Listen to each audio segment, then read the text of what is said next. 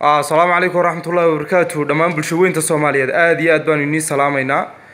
ku soo dhawaada company-geena Forever Living Product iyo gacmo furan mar walba waxaynu jecelnahay si aad wada ogsoontihiin oo ka dheregsantiin inaynu ka shaqeyno bulshadeena haddii caafimaad noqoto iyo haddii dhaqaale noqoto intiiba inaynu run ahaantii aynu bulshadeena aynu ka dhisno oo dawooyinka chemical-ka ay bilaatayada ana aynu dadkeenu ay kaga raysan lahaayeen qaybtan aynu inii soo duubaynaa waa qaybta loo isticmaalo gastriga amba waxaan loo yaqaano gastritis-ka gastrigu run ahaantii waxa weeyaan amba bacteria ha keento amba acid caloosha kacday oo qofka ku keentay waa dhibaato ku timaada caloosha kadib haddii wax laga qaban waayana ay keento inay hadhow qofkii nabaro iyo miisaankiisa dhacay iyo hunqaaca badan iyo waxyaabo badan ay ku keento waana run ahaantii dhibaato aad u taagan sidaan ka wada dheregsanahayna bulshadeenu waxyaabaad ka isticmaalaan chemical-ka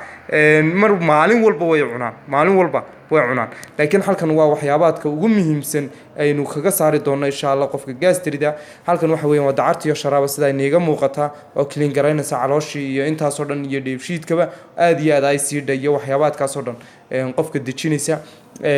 marka labada caagadood iyo run ahaantii tan oo ah Feel of Green waa kiniin yar yar oo Feel of Green la yiraahdo oo aad iyo aad ugu wanaagsan intan dheefshiidka oo fiber badankiisu badan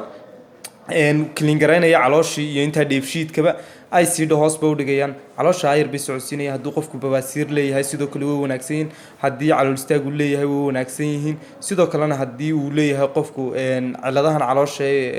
amba parasite ku keeno amba bacteria ku keento sida gaardalaambiyada waxyaabaadka amba cayayaanka caloosha ku dhashay intaba aad bay ugu fiican yihiin inta dheefshiidka ayaa aad iyo aad ugu wanaagsan yihiin intaas oo dhan qofka dheefshiidkiisa si fiican ayaa u clean garaynayaan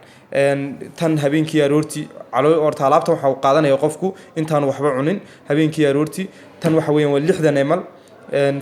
ayuu qaadanayaa aroortii iyo habeenkiiba kiniinkanna wuxuu qaadanayaa xabad iyo xabad habeenkii aroortii aad baad mahadsantihiin ku soo dhawaada company-geena Forever Living Product aad baad mahadsantihiin.